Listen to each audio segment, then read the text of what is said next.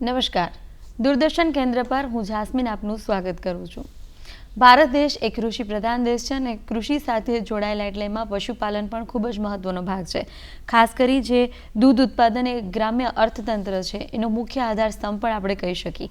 દૂધ એ માત્ર ને માત્ર પોષણ માટે મહત્વપૂર્ણ સ્ત્રોત નથી, પણ જે પશુપાલકો છે એમની આજીવિકા એટલે એમના જીવન નિર્વાહ કરવા માટેનો પણ એક મહત્વનો આધાર છે। તો આજે આપણે દૂધમાં ફેટ અને NSF ની જે શા માટે જાળવી રાખવું જોઈએ અને એના ફાયદાઓ છે અને દૂધ જે છે એ પશુપાલન માટે સારી રીતે ગુણવત્તા અને ઉત્પાદન વધુ સારી રીતે મેળવી શકે તેના વિશે આજે આપણે માહિતી મેળવવાના છીએ। આપણી સાથે આ માહિતી આપવા માટે જોડાયા છે ડૉક્ટર મોનિકા આર પરમાર, મદદનીશ પ્રાધ્યાપક veterinary college Kamdhenu university Junagadh ખાતેથી। તો સૌપ્રથમ તો મેડમ આપનું ખૂબ ખૂબ સ્વાગત છે। ધન્યવાદ। ખાસ કરી દૂધમાં ફેટ અને SNF જાળવી રાખવા માટે એ શા માટે જરૂરી છે? આજના સમયમાં દૂધનો ભાવ માત્ર લીટર દીઠ નક્કી થતો નથી, પરંતુ દૂધમાં રહેલા ફેટ એટલે કે ચરબી અને સોલિડ નોટ ફેટ એટલે કે SNF, એને ગુજરાતીમાં કહી શકાય કે ચરબી સિવાયના ઘન તત્વો, એના પ્રમાણના આધારે પણ ચૂકવણું કરવામાં આવે છે। એટલે માત્ર દૂધનું જે પ્રમાણ છે એ મહત્ત્વનું નથી, પરંતુ તેમાં રહેલી ગુણવત્તા પણ ખૂબ જ મહત્ત્વની છે કે જેના લીધે પશુપાલકોને દૂધનો યોગ્ય ભાવ મળે અને આર્થિક રીતે સદ્ધર બને। દૂધમાં ફેટ છે અને આ જે SNF છે એ શું છે એના વિશે થોડુંક અમારા આપણે પશુપાલક મિત્રો છે, દર્શક મિત્રો છે એને જણાવશો। હવે દૂધમાં ફેટ એટલે કે ચરબી એ ઉર્જાનો એક સ્ત્રોત છે, જ્યારે SNF છે એ પ્રોટીન, લેક્ટોઝ અને ખનિજ તત્વો અને અન્ય પદાર્થો એમાં રહેલા છે। દૂધમાં જે ફેટ છે જેના આધારે ઘી અને માખણ જેવા દૂધ ઉત્પાદનો મેળવવા માટે ખૂબ જ મહત્ત્વનું છે, જ્યારે SNF છે એ પનીર, દહીં જેવા દૂધ ઉત્પાદનો બનાવવા માટે પણ ખૂબ મહત્ત્વનું છે। હવે દૂધમાં ફેટ અને SNFની આપણે વિસ્તારપૂર્વક વાત કરીએ તો ફેટ અને SNF છે એનું પ્રમાણ એ પ્રજાતિ અને બ્રીડ પ્રમાણે એટલે કે પશુઓની જાતિ પ્રમાણે ચોક્કસ હોય છે। જેવી રીતે ગાયમાં ફેટ અને ફેટનું પ્રમાણ 3.5% હોય છે અને ત્યાંથી શરૂ થઈ અને 6% સુધી એનું પ્રમાણ હોય છે, જ્યારે SNFનું પ્રમાણ 8.5% હોય છે। જ્યારે ભેંસના દૂધમાં ફેટનું પ્રમાણ 6 થી 9% સુધીનું હોય છે અને SNFનું પ્રમાણ એ 9% સુધી હોય છે। જ્યારે ટોન મિલ્ક જેને આપણે કહી શકાય એનું પ્રમાણ 3.5% ફેટનું હોય છે અને SNFનું પ્રમાણ 8.5% હોય છે।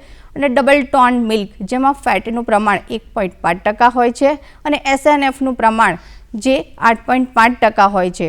સ્કીમ મિલ્ક જેમાં ફેટનું પ્રમાણ 0.5% કરતાં ઓછું અને SNFનું પ્રમાણ 8.7% કરતાં ઓછું હોય છે। જ્યારે પશુપાલકો પાસેથી દૂધ ડેરીવાળા જ્યારે લેવામાં આવે છે, એનું વેતન ચૂકવવામાં આવે છે, ત્યારે દૂધમાં જે ગાયના દૂધ હોય છે એમાં ફેટનું પ્રમાણ ઓછામાં ઓછું 3.5% હોવું જ જોઈએ। એથી ઓછું હોય તો તેમને આર્થિક નુકસાન ભોગવવું પડે છે। એવી જ રીતે SNFનું પ્રમાણ પણ 8.5% જળવાઈ રહેવું ખૂબ જ જરૂરી છે। એવી જ રીતે આપણે વાત કરીએ તો ભેંસના દૂધમાં ઓછામાં ઓછું 6% ફેટ જળવાઈ રહેવું ખૂબ જ જરૂરી છે અને 9% SNFનું પ્રમાણ જળવાઈ રહેવું ખૂબ જ જરૂરી છે। ફેટ અને જે SNFની વાત કરીએ છીએ, જો એ જાળવી રાખવામાં આવે તો પશુપાલકોને તેનાથી શું ફાયદો થાય છે? ફેટ એ દૂધમાં ઉર્જાનો એક સ્ત્રોત છે। જો એ ફેટનું પ્રમાણ યોગ્ય જાળવી રાખવામાં આવે તો દૂધનું યોગ્ય વેતન મળે છે।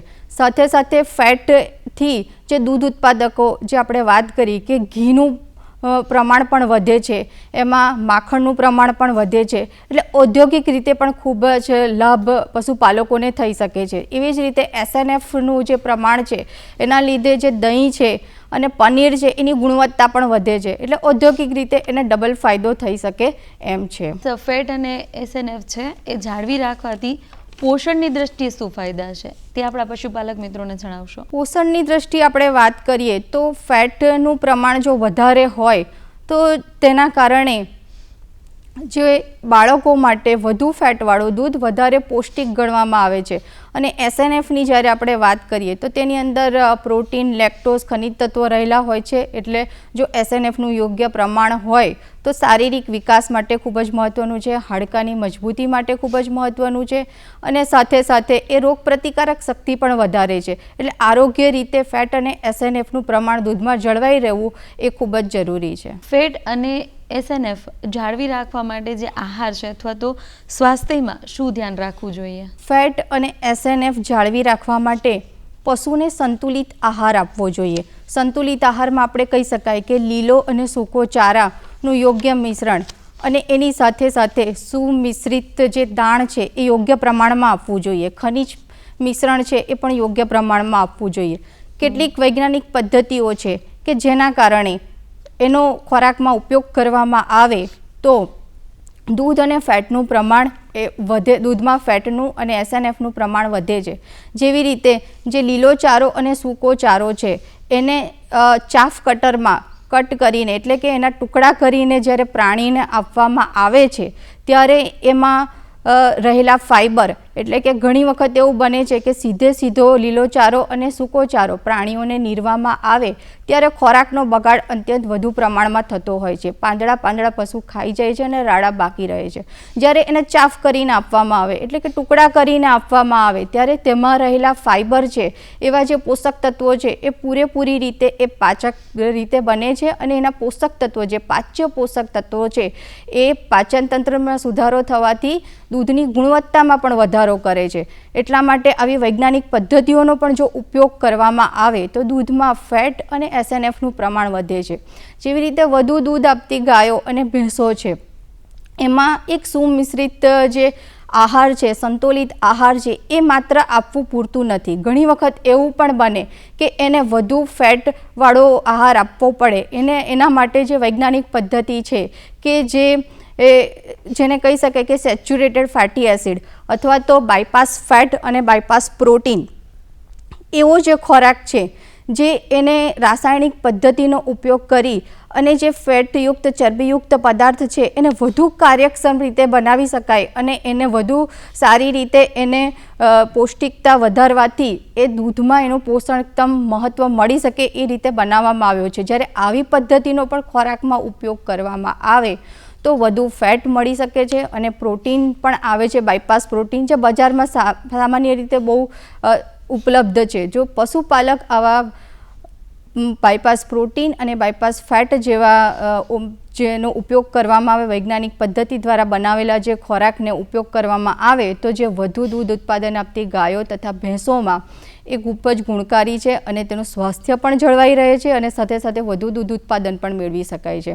ફેટ અને એસએનએફ જાળવી રાખવાથી આર્થિક શું લાભ થાય છે? આપણે પહેલાં પણ વાત કરીએ એવી રીતે દૂધમાં ફેટ અને એસએનએફના પ્રમાણના આધારે જ એ દૂધનું યોગ્ય ભાવ મેળવવામાં આવે છે. તો દૂધમાં જેમ ફેટનું પ્રમાણ વધારે હશે એવી રીતે દૂધનો ભાવ પણ વધારે હશે અને યોગ્ય એસએનએફ જાળવેલો હશે તો પ્રતિ લીટર દીઠ એનું ચૂકવણું છે એ વધારે થાય છે અને દૂધમાં તેની કપાત થતી નથી. તેની સાથે સાથે એની દૂધની ગુણવત્તા પણ વધે છે. હવે દૂધની ગુણવત્તા વધારવાથી જે દૂધ ઉત્પાદનો જેવી રીતે એમાંથી બનાવવામાં આવે કે ઘી છે, માખણ છે, પનીર છે, દહીં છે એની પણ ગુણવત્તા સુધરે છે. એના લીધે વ્યવસાયિક દ્રષ્ટિએ પણ પશુપાલકને વધારે મહત્ત્વનો લાભ મળે છે. જેવી રીતે ફેટનું પ્રમાણ વધારે હોય તો એમાં ઘી અને માખણ જેવા દૂધ ઉત્પાદનો વધે છે અને જો એસએનએફનું પ્રમાણ વધારે હશે તો સારી ગુણવત્તાવાળું દહીં અને પનીર બનશે. કે એવી રીતે દૂધ ઉત્પાદનની સાથે સાથે આવા દૂધ ઉત્પાદનોનું વેચાણ કરવાથી પણ પશુપાલકને વધારે લાભ મળી શકે છે. ફેટ અને એસએનએફ છે એને અસર કરતા પરિબળો કયા છે? ફેટ અને એસએનએફને પ્રત્યક્ષ અને પરોક્ષ રીતે અસર કરતા ઘણા બધા પરિબળો છે અને ફેટ અને એસએનએફનું પ્રમાણ જે દૂધમાં છે તે એકદમ સ્થિર રહેતું નથી. તો આવા પરિબળોની આપણે વાત કરીએ તો પહેલું છે જાતિ, પછી બીજું છે ખોરાક, ત્રીજું છે લેક્ટેશનની અવસ્થા, જે દૂધ આપવાની વ્યવસ્થા છે તેની અવસ્થા, દોહન પદ્ધતિ, જે ઋતુનો જે પ્રાણીઓ ઉપર અસર થાય છે તે અને પાણીની વ્યવસ્થા. તો સૌથી પહેલાં આપણે વાત કરી કે જાતિ. પશુની જાતિ છે એનો પણ દૂધમાં ફેટ અને SNF પર એનો પણ ખૂબ જ મોટી અસર પડે છે. દેશી જાતિના જે પશુઓ છે એમાં કુદરતી રીતે જ દૂધમાં ફેટનું પ્રમાણ વધારે હોય છે, જ્યારે વિદેશી જાતિના જે પશુઓ હોય છે તેમાં દૂધમાં ફેટનું પ્રમાણ ઓછું હોય છે. તો પશુ પસંદ કરતી વખતે જ આ જો ધ્યાનમાં રાખવામાં આવે તો દૂધમાં ફેટનું પ્રમાણ જાળવી શકાય છે. ખોરાકની આપણે વાત કરીએ તો પહેલાં વાત કરી તે રીતે કે સંતુલિત આહાર આપવો ખૂબ જ જરૂરી છે. લીલો અને સૂકો ચારો એ યોગ્ય પ્રમાણમાં આપવો ખૂબ જ જરૂરી છે. લીલા ચારાની આપણે વાત કરીએ તો 4 થી 5 કિલોગ્રામ જેટલો કઠોળ વર્ગનો જે ખોરાક છે, લીલો ચારો છે, એ પશુને દિવસ દરમિયાન આપવો જોઈએ અને 8 થી 10 કિલોગ્રામ જેટલો ધાન્ય વર્ગનો જે લીલો ચારો છે એ પશુઓને નિરણ માટે આપવો જોઈએ. એની સાથે સાથે એ જેટલો ખાઈ શકે તેટલો સૂકો ચારો આપવો જોઈએ, કારણ કે ખોરાકમાં એ જે ફાઇબર છે એનું મહત્ત્વ ખૂબ જ વધારે છે. જેટલો પણ ખોરાકમાં ફાઇબરનું પ્રમાણ વધારે હશે એટલું એ દૂધમાં ફેટના પ્રમાણ પર અસર કરશે. જો ફાઇબરનું પ્રમાણ ઘટી જશે તો દૂધમાં ફેટનું પ્રમાણ પણ ઘટશે. એટલે ફાઇબરનું પ્રમાણ ખૂબ જ જાળવી રાખવું ખૂબ જ જરૂરી હોય છે. અને તેની સાથે સાથે જે ક્ષાર મિશ્રણ છે એ મિનરલ મિક્સરનું પ્રમાણ પણ યોગ્ય રીતે જાળવી રાખવું ખૂબ જ જરૂરી છે, કારણ કે ખનિજ મિશ્રણ, ક્ષાર મિશ્રણ જે આપણે કહી શકાય એનું પ્રમાણ જો યોગ્ય રીતે જળવાયેલું ન હોય તો દૂધમાં SNFના પ્રમાણ પર એની અસર કરે છે. એટલે એ ખનિજ ક્ષાર મિશ્રણને યોગ્ય પ્રમાણમાં આપવામાં આવે, એટલે કે નિભાવ માટે 25 ગ્રામ જેટલું અને વધુ દૂધ ઉત્પાદન આપતી ગાય માટે 50 ગ્રામ જેટલું દિવસ દરમિયાન ક્ષાર મિશ્રણ આપવું જોઈએ, કે જેના કારણે SNFનું પ્રમાણ છે એ જળવાઈ રહે છે. અને તેની સાથે સાથે જે સુમિશ્રિત દાણ જે આપણે પશુઓને આપીએ છીએ તો નિભાવ માટે આપણે 1 થી 1.5 કિલો જેટલું સુમિશ્રિત દાણ આપવું જોઈએ અને વધુ દૂધ ઉત્પાદન આપતી ગાયો માટે 2.5 કિલોગ્રામ જેટલું આપણે એને વધારે સુમિશ્રિત દાણ આપવું જોઈએ. અને 10 લીટરથી વધારે જ્યારે દૂધ ઉત્પાદન આપતી ગાયો હોય તો પ્રતિ લીટર દીઠ 400 ગ્રામ જેટલું વધારાનું સુમિશ્રિત દાણ આપવું જોઈએ. આ સિવાય પણ ઘણી બધી એવી પદ્ધતિઓ છે કે ખોરાકમાં એનું ધ્યાન આપવામાં આવે તો જે દૂધમાં ફેટ અને SNFનું પ્રમાણ છે એ જાળવી શકાય છે. જેવી રીતે રૂમેનનું આરોગ્ય જાળવવું પણ ખૂબ જ જરૂરી છે. હવે રૂમેન એ ગાય અને ભેંસના પેટનો એક ભાગ છે કે જેનું આરોગ્ય જાળવવું એટલા માટે જરૂરી છે કે જેમાં પાચન તંત્ર છે એ સૂક્ષ્મ જીવો દ્વારા થતું હોય છે. તો ઘણી વખતે એમાં સૂક્ષ્મજીવોની જે સંખ્યા છે એમાં ફેરફાર થતો હોય છે. જ્યારે આફરો ચડે પશુઓને ત્યારે એ સૂક્ષ્મજીવોની સંખ્યામાં ફેરફાર થતો હોય છે. ત્યારે આવા રૂમેનના આરોગ્યને જાળવવા માટે પણ એનું ધ્યાન રાખવું ખૂબ જ જરૂરી છે. તો ક્યારેક એને સપ્લિમેન્ટ તરીકે પ્રોબાયોટિક, પ્રીબાયોટિક, સિનબાયોટિક આપવામાં આવે છે, જેથી કરીને એ રૂમેનનું સ્વાસ્થ્ય જળવાઈ રહે છે, પાચન તંત્ર સુધરે છે અને પાચન તંત્ર સુધરવાથી પાચક તત્વો સારી રીતે એને મળવાથી દૂધમાં એની ગુણવત્તા પણ સુધરે છે. આવા વૈજ્ઞાનિક પદ્ધતિ દ્વારા જે બનાવવામાં આવેલા સપ્લિમેન્ટ છે એ આપવાથી દૂધમાં એના ગુણવત્તાને સુધારી શકાય છે. બીજી આપણે આરોગ્ય માટેની વાત કરીએ તો જે ઋતુ છે, ઋતુ પ્રમાણેનું વ્યવસ્થાપન કરવું, પશુનું વ્યવસ્થાપન કરવું પણ ખૂબ જ જરૂરી બને છે. જેવી રીતે ઉનાળામાં ગરમીના તાણથી બચાવવા માટે પશુઓને પંખા ઉપલબ્ધ કરાવવા જોઈએ, ફોગર જે ઉપલબ્ધ કરાવવા જોઈએ, જેથી પ્રાણીઓની આસપાસનું વાતાવરણ છે એમાં તાપમાનને ઘટાડી શકાય. અને શિયાળાની ઋતુમાં ઠંડા પવનથી બચાવવા માટે રહેઠાણની આજુબાજુ નેટને બાંધવી જોઈએ.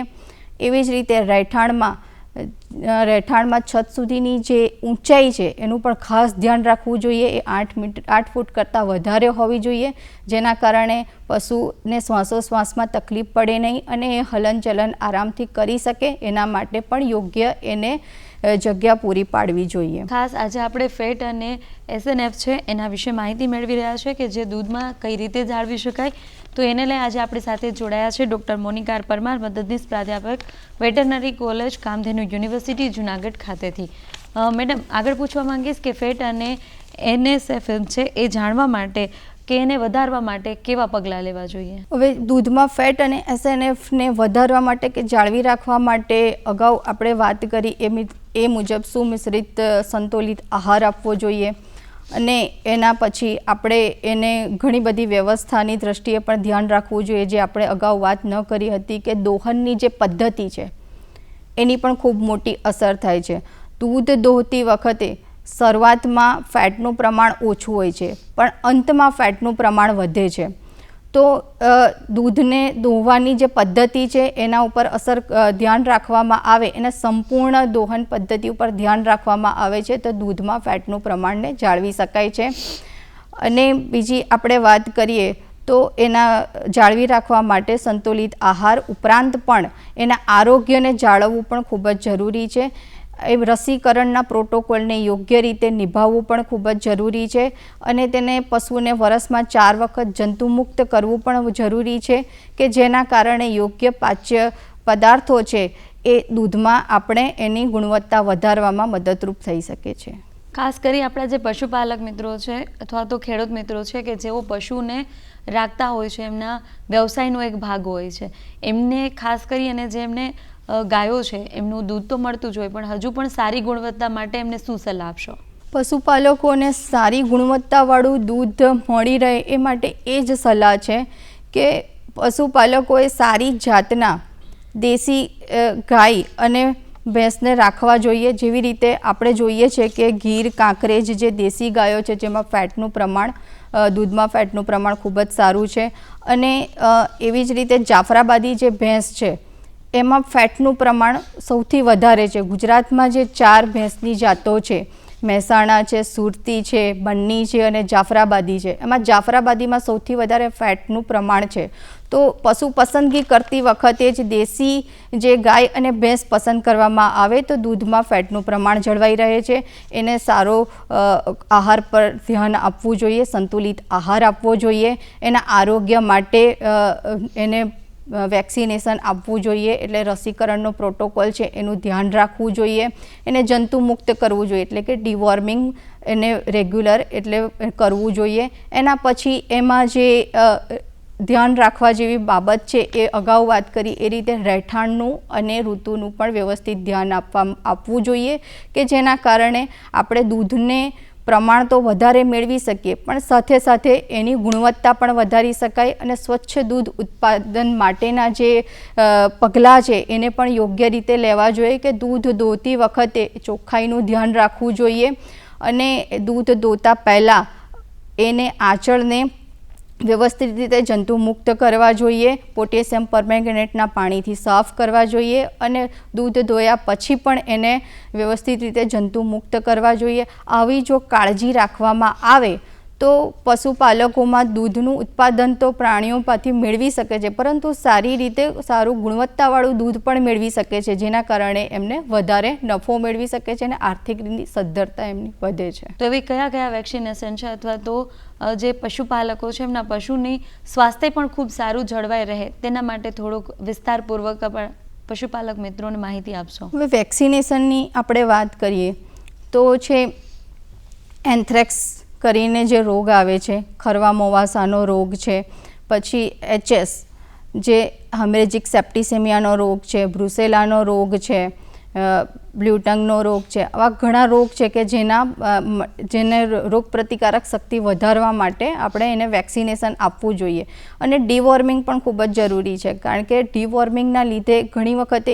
એવું થાય કે ખોરાકનું પાચન તો થાય છે પરંતુ એ પાચક તત્વો છે એ શરીરમાં એનો યોગ્ય રીતે કાર્યક્ષમ ઉપયોગ થતો નથી. તો ઘણી વખતે એવું બને છે કે જ્યારે જે વાછરડું જન્મે છે ત્યારે 1 વર્ષ સુધી એ જે ડિવોર્મિંગ છે એ રેગ્યુલર કરવામાં આવે છે પરંતુ જ્યારે પશુની ઉંમર વધતી જાય છે તો વર્ષમાં જે 2 વાર એને જંતુમુક્ત કરવું જોઈએ એટલે કે ડિવોર્મિંગ કરવું જોઈએ તો ઘણા પશુપાલકો એને ટાળે છે પરંતુ આ જંતુમુક્ત જ્યારે પશુને કરવામાં આવે, વર્ષમાં 2 વખત ડિવોર્મિંગ કરવામાં આવે તો ખોરાકનું જે પાચન થાય છે તો એ પાચન થયેલા પોષક તત્વોને કાર્યક્ષમ રીતે એનો શરીરમાં ઉપયોગ થાય અને એના લીધે જે એની ગુણવત્તા છે જે ઉત્પાદનમાં એ આપણે મેળવી શકીએ છીએ.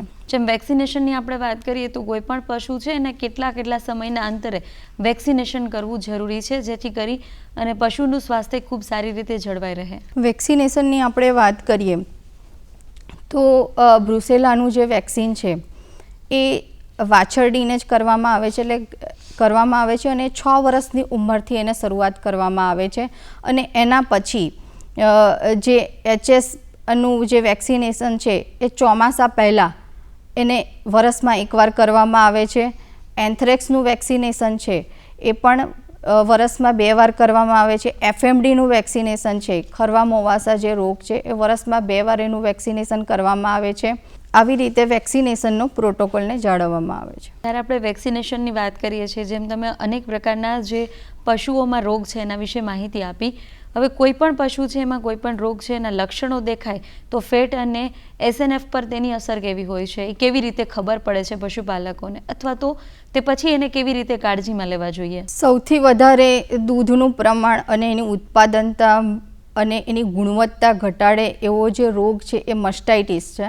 મસ્ટાઇટિસમાં જે પશુઓના બાવલા છે એમાં અને પસ થાય છે, એટલે કે એમાં ઇન્ફેક્શન લાગે છે અને એના લીધે થઈ અને દૂધની ગુણવત્તા ઘટે છે અને દૂધ જે હોય છે એ પોષણ માટે પણ આપણે એનો ઉપયોગ કરતા નથી. તો સૌથી વધારે દૂધનું પ્રમાણ અને એની જે ગુણવત્તા ઘટાડે એવો રોગ છે મસ્ટાઇટિસનો રોગ, અને આ રોગ છે એ પશુઓની બેદરકારીથી થતો રોગ છે. જેવી રીતે જો ચોખ્ખાઈમાં વ્યવસ્થિત રીતે ધ્યાન આપવામાં આવે ધોતા સમયે તો આ રોગ થતો નથી.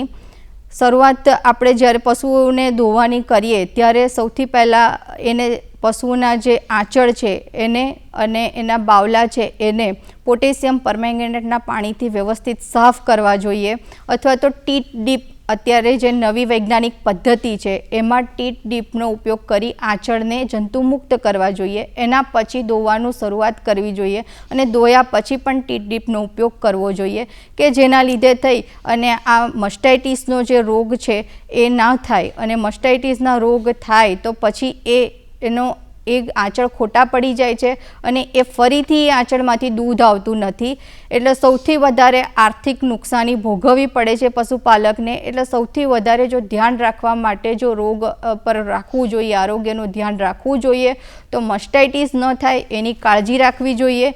અને જો મસ્ટાઇટિસના લક્ષણો દેખાય તો એને યોગ્ય પશુ ચિકિત્સક પાસે લઈ જઈ અને સારવાર કરાવવી જોઈએ. આજે આપણે જે દૂધમાં રહેલા ફેટ છે અથવા તો SNF છે એના વિશે ખૂબ સારી રીતે માહિતી મેળવી છે.